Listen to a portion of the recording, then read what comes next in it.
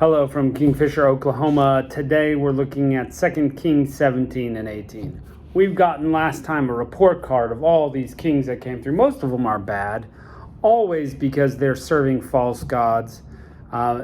There's never any other reason given, about, oh, well, Israel's a bunch of murderers or Israel's a bunch of liars. And it's always about, are you serving God or not?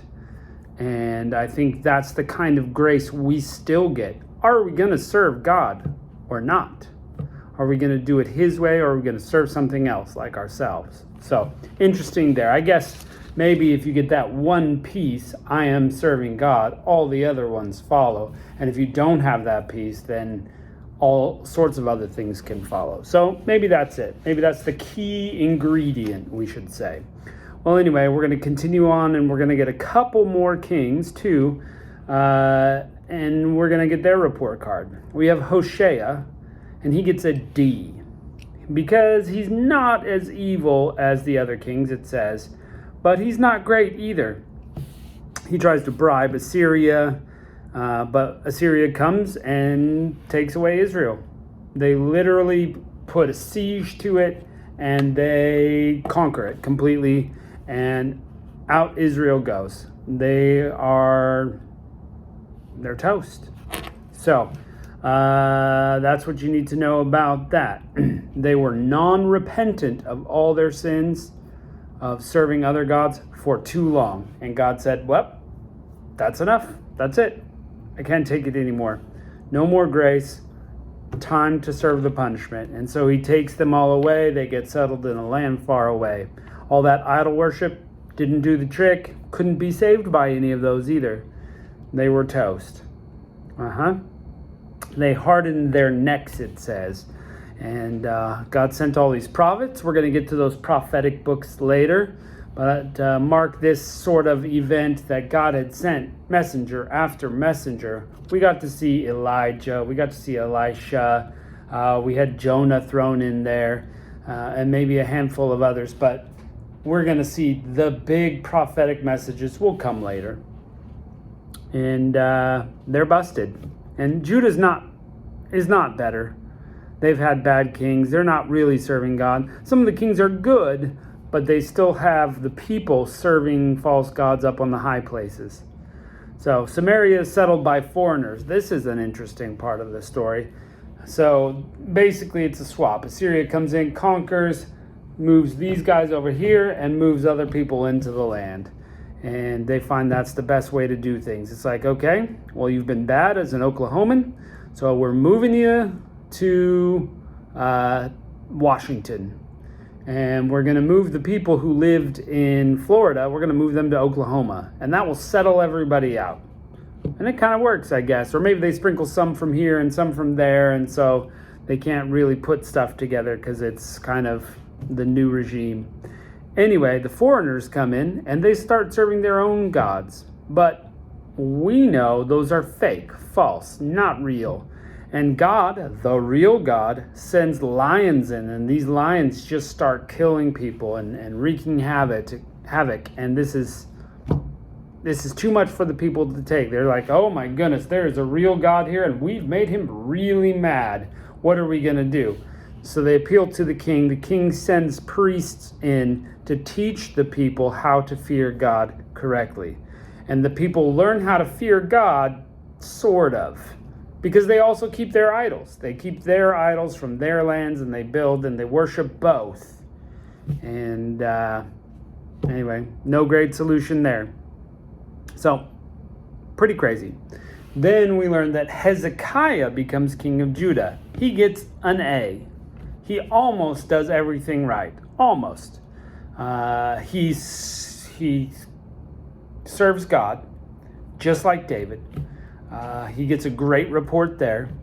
And unlike a lot of the other kings that were good kings, he goes and proactively destroys all this sin from the land. Boom, boom, boom. He's taken out these places. All this idol worship that's happening, it's gone. Hezekiah's doing great. Unfortunately, he gets a little bit scared. Can you blame him? Probably not. We would be scared in the same thing. But if you're going to criticize him, it's this one criticism. Assyria comes and he gets nervous. So he bribes Assyria. He takes gold-plated doors off the temple. It says, here, take these to leave us alone. It may appease them for a little bit, but then they start taking the surrounding cities, and then they besiege Israel. Not once does it have a story, in our section at least, of him crying out to God and saying, God, deliver us. And I think that's the one criticism, at least from this section, that we can see. It may be that God was just fed up with Judah just as much as Israel, and the time is the time. But I think he probably could have stepped up and said, Lord, we need your help, kind of like David would do, or Jehoshaphat has a time when he calls out to God and there's miraculous saving. So, but we'll see what happens. Because what happens is, as they're besieging Jerusalem, there's some smack talk happening. All these guys from Assyria are like, look, we're the most powerful nation in the world right now. We're the most powerful nation in the world, and we're here to take you over. All these other nations we've taken over couldn't put up a fight. You say your God is going to save you, but which God has saved anybody at this point? We're conquering everything. And so they kind of get this smack talk in, and they surround Jerusalem, and we're going to have to find out later how that goes. So there you go. Sum up of what we're going to do. Let's jump right in. Chapter 17. And in the 12th year of Ahaz, king of Judah, began Hoshea the son of Elah to reign in Samaria over Israel for 9 years. And he did that what was evil in the sight of the Lord, but not as the kings of Israel who were before him. That's why he gets a D and not an F. Against him came Shalmaneser, king of Assyria, and Hoshea became his servant and gave him presents. And the king of Assyria found a conspiracy in Hoshea, for he sent messengers to So, king of Egypt, and brought no present for the king of Assyria, as he had done year by year. Therefore the king of Assyria shut him up and bound him in prison. The king of Assyria came throughout the land and went up to Samaria and besieged it 3 years. In the 9th year of Hoshea, the king of Assyria took Samaria and carried away into Assyria, and placed them in Hala and Habor by the river, and Gozan in the cities of the Medes. For so it was that the children of Israel had sinned against the Lord their God, which had brought them up out of the land of Egypt, from under the hand of Pharaoh, king of Egypt, and they feared other gods. Blah. And they walked in the statutes of the heathen, which the Lord cast out before the children of Israel, and from the kings of Israel, which they had made.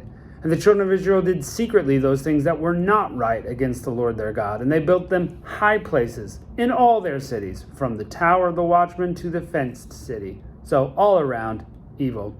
They set up images in groves in every high hill and under every green tree. And they burnt incense in all the high places, as did heathen whom the Lord carried away before them, and wrought wicked things to provoke the Lord to anger. For they served idols, whereof the Lord said to them, Ye shall not do this thing. Yet the Lord testified against Israel and against Judah by all the prophets and by all the seers, saying, Turn ye from your evil ways, keep my commandments, keep my statutes, according to the law which I commanded your fathers, which I sent you by my servants the prophets. So God's begging them, let's do this the right way. Notwithstanding, they would not hear, but they hardened their necks like to the neck of their fathers, and did not believe in the Lord.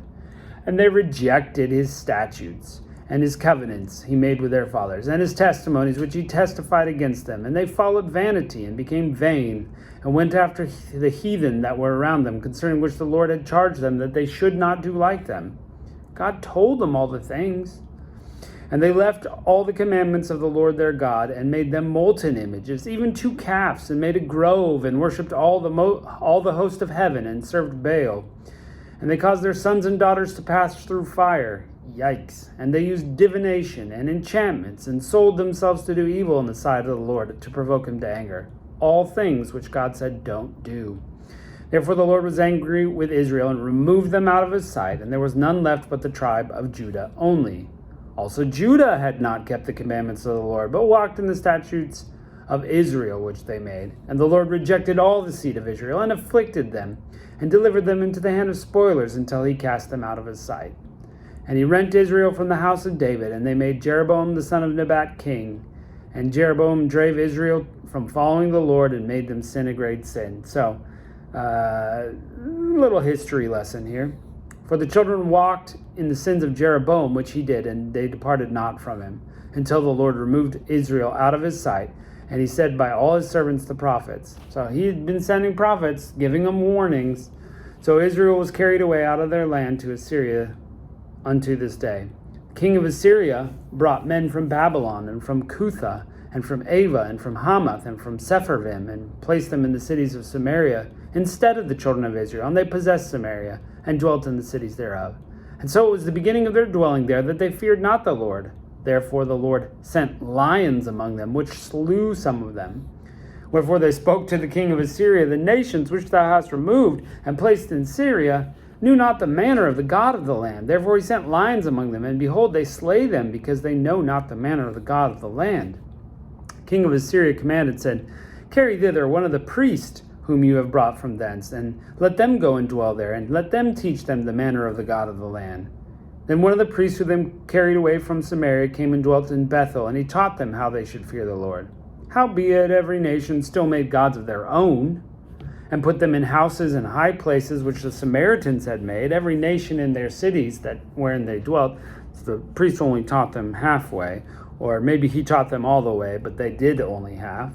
The men of Babylon made Succoth-Beneth, the men of Cuth made Nergal, the men of Hamath made Ashima, the Avites made Nibaz and Tartak, and the Sepharvites burnt their children with fire to Adramelech and Anamelech, the gods of Sepharvaim. So they feared the Lord, and made themselves the lowest among the priests in the high places, which sacrificed for them the houses of the high places. They feared the Lord, they served their own gods, after the manner of the nations which had been carried away from thence. And unto this day they do after the former manners. They fear not the Lord, neither do they do their statutes and their ordinances, or after the law and commandment of the Lord, which commanded the children of Jacob, whom he named Israel, with whom the Lord made a covenant, and charged them, saying, Ye shall not fear other gods, nor bow down, nor serve them, nor sacrifice to them. But the Lord who brought you up out of the land of Egypt, the great power, and the stretched out arm, him ye shall fear, and him ye shall worship, and ye shall do him sacrifice. And the statutes and ordinances and the laws and the commandments which he wrote for you shall observe to do forevermore. And ye shall not fear other gods. And the covenant I have made with you shall not forget, neither shall you fear the other gods. He's told them, he reminds them, kind of like us. We're reminding people, hey, we've got to serve God. They don't do it. Howbeit they did not hearken, but they did after their former manner. So the nations feared the Lord, and served their graven image, both their children and their children's children, as did their fathers, so they did unto this day. Chapter 18. Now it came to pass in the 3rd year of Hoshea, son of Elah, king of Israel, that Hezekiah, the son of Ahaz, king of Judah, began to reign. 25 years old was he when he began to reign, and he reigned 29 years in Jerusalem. His mother's name was Abi, the daughter of Zechariah. And he did that which was right in the sight of the Lord, according to all that his father David did. He removed the high places, and brake the images, and cut down the groves, and brake in pieces the brazen serpent that Moses had made. For unto those days the children did burn incense to it, and he called it Nehushtan. Okay, people, you remember that? Moses made the bronze serpent, and they put it up on a pole because they were being bitten by poisonous snakes in the wilderness. This was before they came into the promised land. They were being bitten and just dropping dead because it was so poisonous. And they made this, Moses made this serpent. I think the word is the same as, not cherubim, it's a seraph. It's a seraphim. You know, seraphim are angelic beings, and this is what this is. It's a seraph on a staff. They were worshiping it, burning incense to the snake, calling it Nehushtan. Come on, people, let's not worship the created, let's worship the creator. He trusted in the Lord, king of Israel, and this was Hezekiah trusted, so that after him was none like him among all the kings of Judah, nor any that were before him. For he clave to the Lord, and departed not from following him, but kept his commandments which the Lord God commanded him. He gets an A. And the Lord was with him, and he prospered wheresoever he went. And he rebelled against the king of Israel and Assyria, and served him not. He smote the Philistines unto Gaza, and the borders thereof, from the tower of the watchman in the fenced city, It came to pass in the 4th year of Hezekiah, which was under the 7th year of Hoshea son of Elah, king of Israel, that Shalmaneser, king of Assyria, came up against Samaria and besieged it. At the end of 3 years, they took it. Even the 6th year of Hezekiah, that's the 9th year of Hoshea, Samaria was taken. Israel is gone. Samaria has been taken. Judah should be taking notes. Hey, we're in Jerusalem. They just left because they didn't worship God. We should change our lives. And that's kind of what Hezekiah does. And the king of Assyria did not carry away Israel unto Assyria, but put them in Hala and Habor by the river Gozan, in the cities of the Medes, because they obeyed not the voice of the Lord, but transgressed his covenant, and all that Moses the servant of the Lord commanded, and would not hear them nor do them. Now the 14th year of Hezekiah did Sennacherib, king of Assyria, come up against the fenced cities of Judah, and took them. And Hezekiah, king of Judah, sent the king of Assyria to Lachish, saying, I have offended. Return from me, from which thou puttest me on I will bear. And the king of Assyria appointed unto Hezekiah, king of Judah, 300 talents of silver, 30 talents of gold. So he's got to give tribute. Didn't seek God. Hezekiah gave him all the silver that was found in the house of the Lord and the treasure of the king's house.